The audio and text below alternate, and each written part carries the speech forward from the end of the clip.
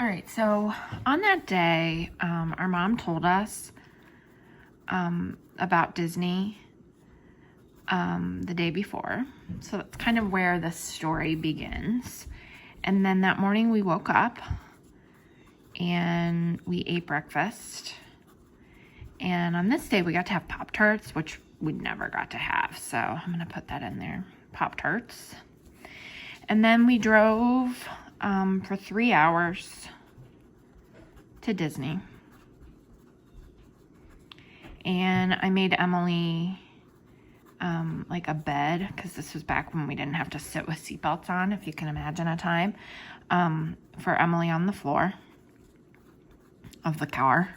I'd make her sleep where your feet go. I was so nice. So then we arrived at Disney and we walked in. We rode the teacups and we rode the mine car ride,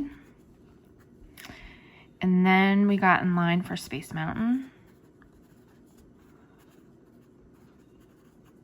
and we fought about where we'd sit. And we waited some more. And then we got to the car, or got like to the roller coaster part. And Dad said we were gonna ride together. And I started to get pretty nervous. So the worker buckled us in, and I remember that I could feel my rear end sliding around. That made me very nervous. And we went into the tunnel, and I'm gonna say hurtled, because it felt like we hurtled. I screamed a lot. I was screaming a lot, and my butt lifted up off the ground. Then we got off the ride, and Emily yelled, "That was awesome," because she loved it, and I did not. And then after Space Mountain, we ate lunch. And then we rode some other rides. We rode the teacups again. We rode the Dumbo ride. And then it was time to go home. Okay, so I look at all of this, and we went to bed that night. So happy that we got to like do all that, right?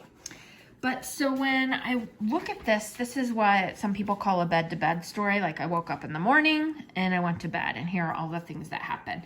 And that's actually kind of a boring way to write a story. And so when I look at this, I think about what are the parts that I could probably fast forward or maybe even cut and not include. And I think all this part about the morning and even the ride there, maybe I don't really need it, because it's not the meat or the most important part of my story. And in fact, what I need to do is figure out what's the heart of my story. And when I think about the heart of my story, it's really right in here. Right? It's really this piece when we were on the ride and me being afraid and feeling like I was gonna fly out of the car, and how Emily was like encouraged by it. Even this stuff down here, like the other rides we rode, I don't really need those either, right? Maybe I could say something about how I liked the teacups in the mine car because they were kind of boring. But it's really right here in this moment, and not even the waiting part, right? It's here. It's right here when I start to feel nervous and I get buckled in. This is where I really want to like pause my writing and expand that moment. And so when I think about what's the heart of my story, I have to think about these moments. What can I expand for my writer?